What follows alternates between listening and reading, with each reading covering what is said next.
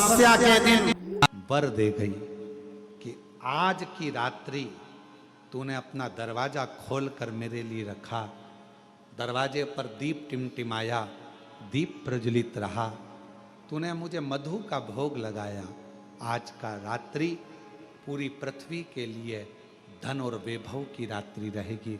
अमावस्या के दिन व्यक्ति जो भगवान शंकर को बेलपत्र जब समर्पित करता है और बीच की पत्ती पर चंदन लगाकर मध्यस्थ जोड़ पर शहद लगाकर शिव को जब समर्पित करता है तो उसका भाग्य कितना भी विपरीत चल रहा हो, उसकी किस्मत की देखा कितनी भी विरोधी, कितनी भी विपरीत चल रही हो, वो अपने आप से बच जाती है, अपने आप से। पहला चंदन बाबा के शिवलिंग पर, दूसरा गणेश जी पर चंदन की उंगली, तीसरा षडानंद कार्तिकेय पर चंदन की उंगली, चौथा अशोक सुंदरी पर चंदन की उंगली, पांचवा जलाधारी पर चंदन की उंगली, छठा जो शिवलिंग का जल बह रहा है इसके ठीक विपरीत की ओर चंदन की उंगली, और सातवां चंदन नंदी के मस्तक के ऊपर जो दो सींग लगे रहते हैं उस पर चंदन की उंगली। ये कब लगाई जाती है? या तो अमावस्या के दिन। आपको लगता है कि हमारे पूर्वजों का उद्धार नहीं हुआ, हमारे पूर्वजों का कल्याण नहीं हुआ, कहीं अधोगति में कोई चला गया है, उसका बस एक बार, रोज नहीं जरूरत है। तुलसी की लकड़ी पानी में घुमाकर, लकड़ी नहीं हो तो माला तो होगी, जल में भ्रमण कराकर, जल में घुमाकर, तुलसी की लकड़ी को जल में डालकर स्नान जो करता है, मात्र घुमाना है, लकड़ी डालकर नहीं रखना है, घुमाकर अपने पूजन वाले स्थान पर रखना, या पानी में पहले से घुमा लो, उस पानी को ले जाकर डाल।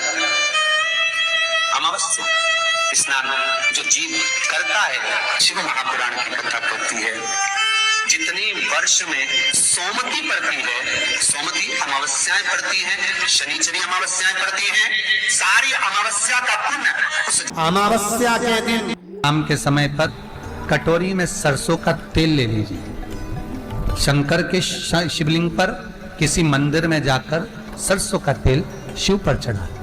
तेल चढ़ते समय शंकर की शिवलिंग पर त्रिपुंड बना दें। ये एक उंगली, चीटी उंगली के पास वाली उंगली शंकर के शिवलिंग पर टच कर कर रखें और अपनी मनोकामना पूर्ण करें। बाबा विश्वनाथ पूरा करता है। शनिवार के दिन जो पीपल के वृक्ष में सरसों के तेल का दीप लगाता है उसको शनि कभी परेशान नहीं। बस एक पितरों को भजना है। कोई ने कह दिया कि पितर दोष है, पितरों का दोष लगा हुआ है, या पितरों का दोष है घर में, कोई कहे कि वास्तु का दोष है घर में।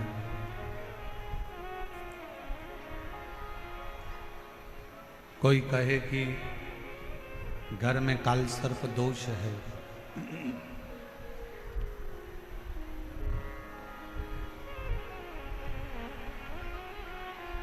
कोई कहे पितरों का दोष है, कोई कहे काल सर्प दोष है,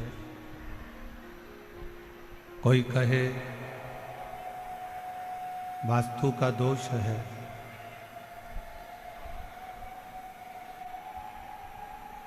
ये सारे दोष अगर घर में लगे हुए हैं और यदि आप भगवान शंकर को एक लोटा जल समर्पित कर रहे हैं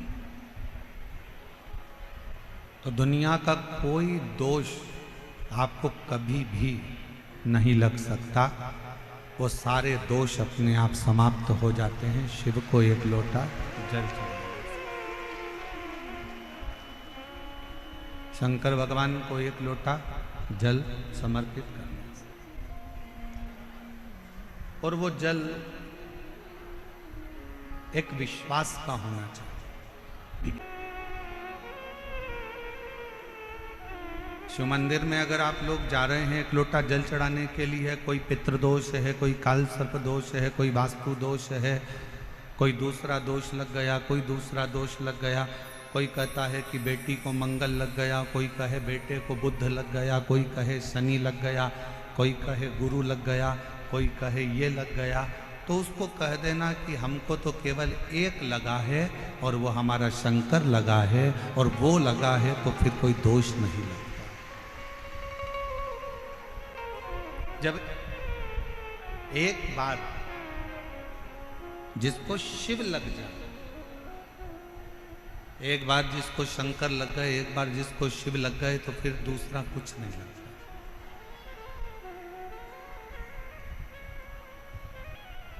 एक बार जो शंकर का हो गया, 3 तरह से मरे हुए व्यक्ति का मोक्ष नहीं है। पहले नंबर पर पानी में डूबकर मरे हुए व्यक्ति का मोक्ष नहीं। दूसरे नंबर पर सर्प के डसे से मरे हुए व्यक्ति का मोक्ष नहीं। और तीसरे नंबर पर स्त्री के हाथ से, नारी के हाथ से अगर कोई मरता है उसका मोक्ष नहीं। पर शिव महापुराण की कथा एक बात बड़ी अच्छी कहती है हमारी।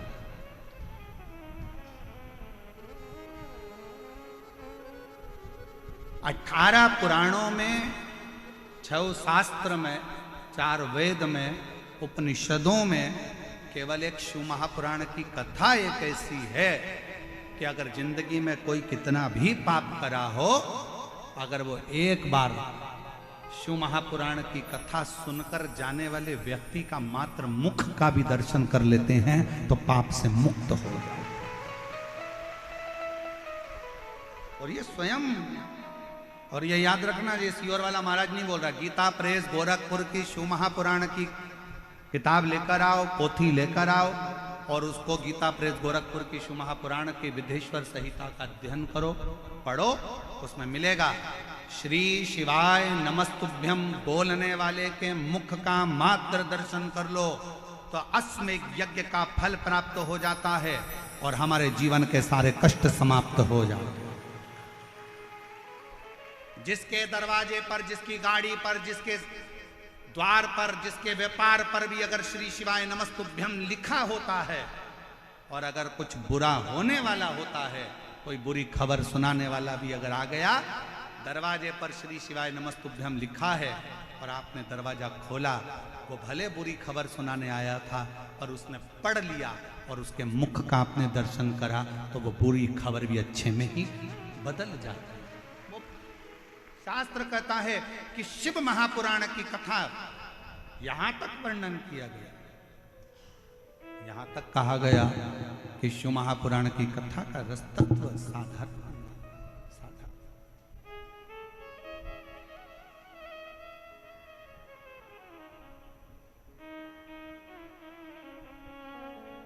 और मैंने तेरे ही भरोसे बाबा, तेरे ही भरोसे हवा बीच उड़ती जवानी बाबा, डोर हत्तो छठी नावे में कटी जवानी। शिव महापुराण की कथा में, विद्येश्वर संहिता में 3 चीजों का वर्णन किया गया। शिव महापुराण की कथा श्रवण कर कर अगर कोई निकल कर जा रहा है, उसके शरीर से छूकर हवा भी, वायु भी अगर निकल कर जाती है और कोई कुंवारी अवस्था में, कोई अधोगति में मर गया, किसी के प्राण छूट गए, तो उन जीवों का कल्याण भी शिव पुराण की कथा के माध्यम से हो जाता है। दूसरे नंबर पर विद्येश्वर संहिता में लिखा गया श्री शिवाय नमस्तुभ्यम, इस मंत्र का उच्चारण करने वाले के मुख का मात्र दर्शन कर लेने पर हमारे संचित पाप समाप्त हो जाते हैं और अश्वमेध यज्ञ का फल मिल जाता है। तीसरी बात, शिव महापुराण की कथा में कहा गया आपके पास में स्वर्ण दान करने के लिए नहीं है, आपके पास में भूमि दान करने के लिए नहीं है, आपके पास में अन्न दान करने के लिए नहीं है, आपके पास में मुद्रा दान करने के लिए नहीं है, आपके पास में रतन दान करने के लिए नहीं है, आपके पास में अगर जिंदगी में कुछ भी दान करने के लिए नहीं है तो एक काम करो, एक बेलपत्री का वृक्ष कहीं पर रोपित करवा दो, कहीं एक बेलपत्री का वृक्ष लगवा दो और उस बेलपत्री का वृक्ष की अगर बेलपत्र टूटकर किसी शंकर के मंदिर में, शिवालय में कोई भक्त चढ़ा देगा तो आपको जीवन पर्यंत स्वर्ण दान, अन्न दान, मुद्रा दान, रतन दान, भूमि दान का फल प्राप्त होता है।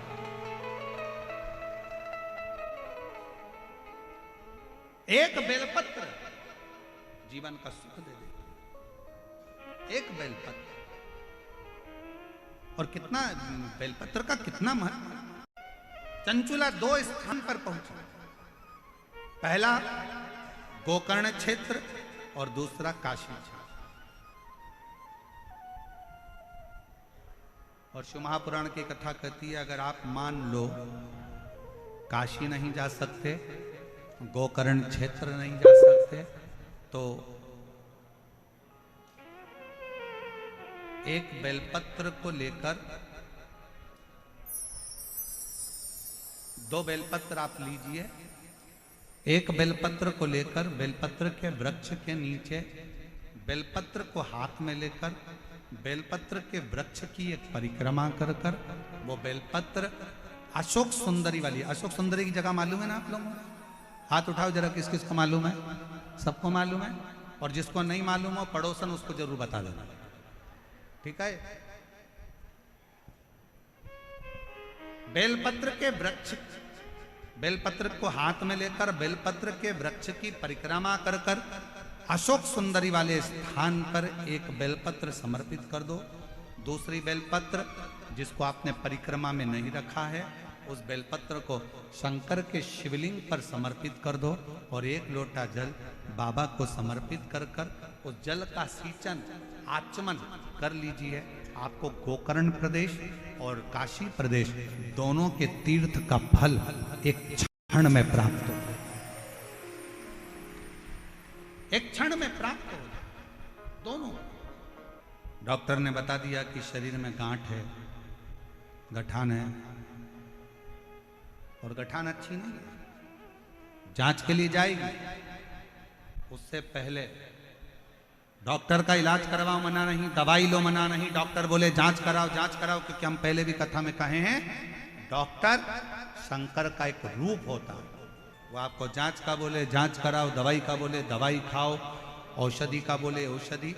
पर अगर शरीर में कहीं गांठ आ गई है तो एक काम जरूर करो, बेलपत्र के वृक्ष के नीचे एक कटोरी में जल रखो, थोड़ा सा जल बेलपत्र के वृक्ष के नीचे कटोरी में रखो। 7 बेलपत्र उस कटोरी में,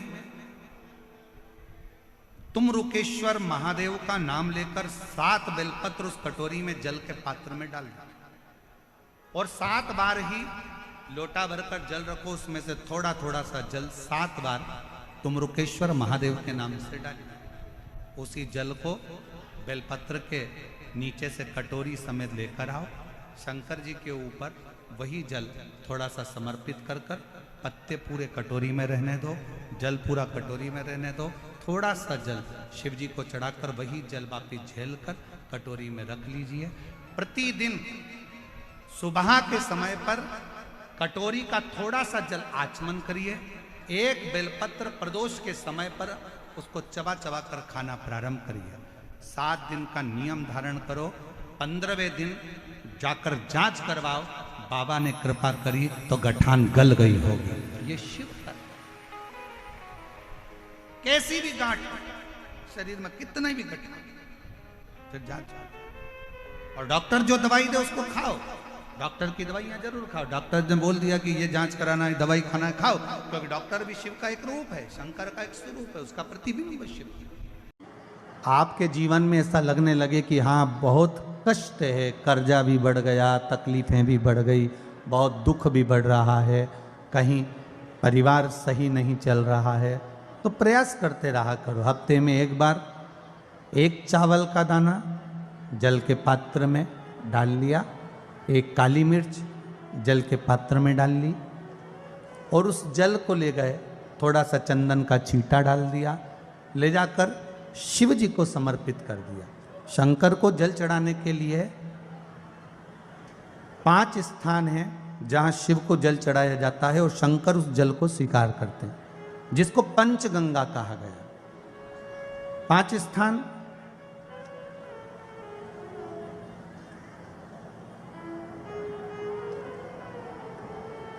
अच्छे से समझ लीजिएगा, जब भी शिव मंदिर में जाएं तो ये 5 स्थान शिव को जल चढ़ाने के लिए जे रखा है। शिवलिंग,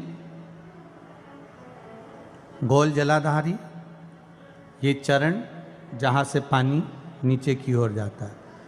शंकर भगवान के 13 बच्चे हैं, 13 की 13 बच्चे, शिव जी का संपूर्ण परिवार, 33 कोटि देवता, 64 योगनियां, सब शिवलिंग के आसपास में।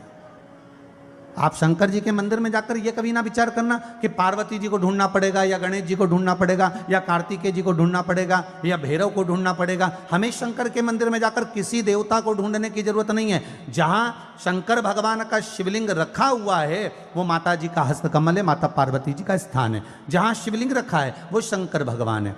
जहां जलाधारी है उस जलाधारी के पास में जहां पानी बहता है बीच में अशोक सुंदरी का स्थान है। जहां से पानी बह रहा है उसका राइट भाग वहां गणेश जी का स्थान है, लेफ्ट भाग कार्तिकेय जी का स्थान है। शंकर भगवान के ऊपर जो जल गिर रहा है वो शंकर भगवान की 5 लड़कियां जया, विषहरा, शामली बारी, दौतली, देव, ये शंकर जी की 5 बेटियां ऊपर हैं। जहां से पानी बहकर उस निकासी से, जहां नाली बनी रहती है, पानी जहां से निकलकर बाहर मंदिर के जा रहा है वो 33 कोटि देवताओं का स्थान है। इसलिए सारे मंदिरों की परिक्रमा हो सकती है पर शंकर जी के मंदिर की परिक्रमा नहीं करते, क्योंकि वो जल जो जा रहा है वो 33 कोटि देवताओं का स्थान है, उसको हम लांघ नहीं सकते। वो स्थान जल चढ़ाते समय आप इसका स्मरण रखें।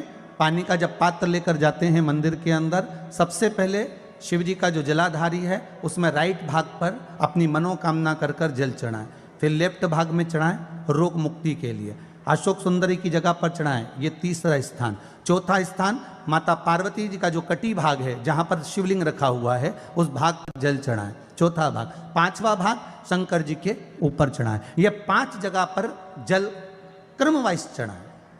आप लोग जाते हो डायरेक्ट जाकर शंकर जी पे जल उंडेल करा जाते हो, सीधे गए और शिव जी पे जाकर आपने जल चढ़ा दिया। हमारे यहाँ शास्त्र कहता है जैसे अपन देवताओं की पूजन करते हैं तो पंडित जी सबसे पहले पूजन किसकी कराते हैं? जम के बोलो जरा, गणेश जी की। गणेश जी के बाद पूजन कराते कराते कराते कराते कराते कराते आगे के सारे देवता कराते कराते कराते कराते फिर इन पर पहुंचते हैं। आप डायरेक्ट मूल पूजन कराते कराते कराते कराते कराते कराते आगे के सारे देवता कराते कराते कराते कराते फिर मूल पूजन पर पहुंचते हैं। आप डायरेक्ट मूल पूजन पे पहुंच जाते हो। और सरल भाषा में समझ लो, जितनी सरल भाषा में समझोगे ना उतना अपने जीवन में उतर जाएगा। इस छत के ऊपर आपको चढ़ना है, निशानी रखी है,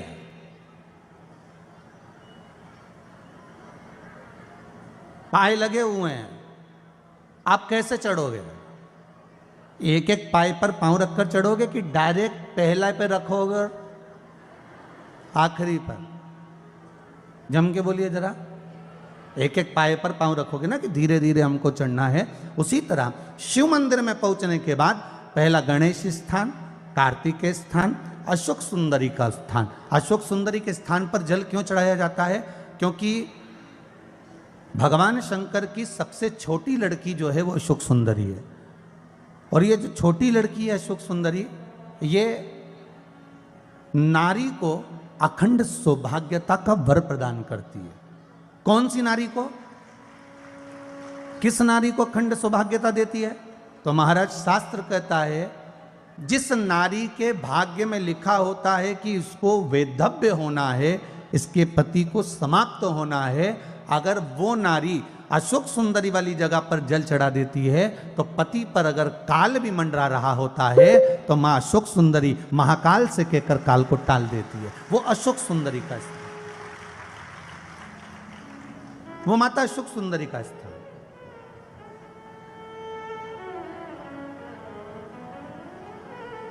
जल चढ़ाने का एक नियम है। यहां जल चढ़ाया, फिर कार्तिकेय बाबा को चढ़ाया, फिर अशोक सुंदरी को चढ़ाया, फिर कटी भाग पर। ये कटी भाग बड़ा विशेष भाग है महाराज, बहुत बहुत ध्यान दीजिएगा। जिस पति और पत्नी में विवाद होकर अदालत तक बात पहुंच गई हो और तलाक तक की नौबत आ रही हो, महाराज उनको जोड़ने के लिए ये कटी भाग मूल होता है। कौन सा कटी भाग? जहां पर शिवलिंग रखा है, जहां शिवलिंग रखा है ये कटी भाग मूल होता है। कहते हैं 5 सोमवार, लिंग पुराण वर्णन कर रही है, 5 सोमवार कटी भाग पर जहां शिवलिंग रखा हुआ है, 3 उंगली में मक्खन लेकर कटी भाग पर मात्र फेर देने पर और उस पर 7 जगह चंदन लगा देने पर पति और पत्नी का संबंध कभी समाप्त नहीं हो सकता, वो जुड़कर ही रहेगा, प्रेम बढ़कर ही रहेगा। कटी भाग का बड़ा बड़ा महत्व है महाराज। शिवलिंग के कटी भाग पर स्वयं मां जगतजननी जगदम्बा अपने हस्त कमल पर भगवान शिव को झेली हुई। धर्म पत्नी से संतान नहीं, औलाद नहीं, बड़े दुखी है, बड़े दुखी। अच्छा, संतान नहीं हो, किसी नारी की गोद अगर, स्त्री की गोद अगर खाली रह जाए तो भी दुख होता है उसको कि मेरे घर में औलाद नहीं, संतान नहीं। हम कई बार कहे, आज फिर कहते हैं, ये टेस्ट भी बाद में कराना, सारी जांचें बाद में कराना। एक बार शंकर का भजन कर कर देख लो। सब जगह से अगर हार जाओ और सारे रिपोर्ट आपकी आपने सब दूर दिखा ली, तो एक बार शंकर पर भरोसा कर कर तुम रुका जी का नाम लेकर सफेद आंकड़े की जड़ को शिव जी पे से रजस्वला धर्म के 7वें दिन 21 बार घुमा लो। नाम गोत्र बोलकर कमर में लाल धागे में बांध लो। पीपल के पत्ते शिव जी को चढ़ाओ, उठाकर लाओ। उस एक पत्ते को रात्रि को गाय के दूध में उकालो और उस दूध को दोनों पति पत्नी पियो। साथ रहिए, समय आएगा, बाबा चाहेगा तो 3 या 4 महीने में गर्भ ठहर ही जाएगा। सारे डॉक्टर को दिखा लिया अपनी जगह, टेस्ट भी करवा लिया अपनी जगह, पर एक बार प्रयोग, और वो विश्वास रखकर करना पड़ेगा। शंकर पर जो भी कार्य कर रहे हो आप, जो उपाय कर रहे हो आप, शिव का स्मरण कर, भगवान पर अगर विश्वास रखोगे, भरोसो दृढ़ इन चरणन करो, श्री वल्लभ नखचंद्र छटा बिन सब जगमा ही अंधेरो। अगर भरोसा है तो शंकर है, और भरोसा नहीं तो शिव कहां से। विश्वास लेकर अगर आए हो तो काम तो होगा। ये लोग काशी से आए हुए हैं, विश्वास लेकर ही तो आए होंगे कि हम जाएंगे शंकर की कथा में तो बाबा कृपा जरूर करेगा। कई लोग यहाँ पर बैठे हुए हैं जो विश्वास लेकर आए हुए हैं, दूर दूर से आए हुए हैं, केवल विश्वास लेकर कि भगवान कृपा करेगा किसी ना किसी रूप में, मुझे विश्वास है कि बाबा मेरी सुनेगा। और फिर कहता हूं, कथा में अगर आपने मन लगा लिया, भले टीवी चैनल के माध्यम से श्रवण कर रहे हो, भले मोबाइल के माध्यम से श्रवण कर रहे हो, भले पंडाल में सुन रहे हो, बाबा से अगर दिल से आपने अगर कह दिया तो 3 महीना बहुत होता है सब कामना पूरी होने के लिए। मेरा बाबा आपको कुछ ना कुछ दे ही देता है, बस आपकी रुचि के अनुसार सुख प्रदान कर ही देता है। आप उस पर विश्वास, भरोसा, भटकना नहीं है हमको, मार्ग से विचलित नहीं होना। मान लो कोई व्यापार, कोई दुकान, कोई फैक्ट्री आपकी ठीक नहीं चल रही है, आप ठेला लगा रहे हो, सब्जी की दुकान लगा रहे हो, कोई दुकान खोल कर बैठे हो, कोई फैक्ट्री लगा कर बैठे हो, कोई व्यापार कर रहे हो और उस व्यापार में तुम्हें आनंद नहीं आ रहा, बहुत तकलीफ चल रही है, बहुत तकलीफ, सब कुछ करके देख लिया पर वो तकलीफ मिटी नहीं रही। तो थोड़े दिन, थोड़े समय किसी भी शंकर के मंदिर में बटकेश्वर महादेव के नाम से एक बेलपत्र चढ़ाने का तरीका जरा समझ लेंगे। आप अगर जिस दिशा में खड़े हो, अगर आप शंकर के शिवलिंग के इधर हो तो बेलपत्री का डंडी का मुख आपकी ओर होना चाहिए। आप इधर हो तो डंडी का मुख उधर हो, आप उधर हो तो डंडी का मुख उधर हो, आप इधर हैं तो डंडी का मुख इधर हो। बटकेश्वर महादेव के नाम से शंकर जी के मंदिर में एक बेलपत्री पर डंडी का मुख अपनी ओर होना चाहिए। जो डंडी है इसका मुख अपनी ओर। बटकेश्वर महादेव के नाम से एक बेलपत्र शंकर भगवान को समर्पित करो बटकेश्वर महादेव के नाम से। और बेलपत्र चढ़ाने के बाद में जो तुम्हारे कलश में जो जल है, लोटे में जो जल है, वो 7 बार, लोटे का जल 7 बार, 7 बार से मतलब है अलग से लोटा भरना नहीं है, 7 बार उसी लोटे का जल जब बेलपत्र डंडी समेत समर्पित कर दें, 7 बार उस लोटे के जल को 7 बार बटकेश्वर महादेव का नाम लेकर अपनी मन की कामना कर कर बाबा से विनती करते हुए कि बाबा मेरी ये छोटी सी अर्ज स्वीकार करते, 7 बार उस जल को चढ़ाओ। लगातार कम से कम आप 15 से 20 दिन तक लगातार बटकेश्वर महादेव के नाम से चढ़ाओगे, ऐसी कोई दुकान और फैक्ट्री नहीं तो चले नहीं और आगे बढ़े नहीं और काम सुलझे। बटकेश्वर महादेव, भगवान शंकर का ये नाम, भगवान शिव का ये स्तुति, भगवान शंकर का ये नाम बटकेश्वर महादेव। स्वयं भगवान शंकर ब्रह्मा जी का जब सिर कटकर बड़का पेड़ बन जाता है और उस पेड़ के नीचे, वृक्ष के नीचे शंकर भगवान विराजमान हो जाते हैं, शिव जी उसके नीचे विराजमान हो जाते हैं, उसी का नाम बटकेश्वर महादेव पड़ा। बटकेश्वर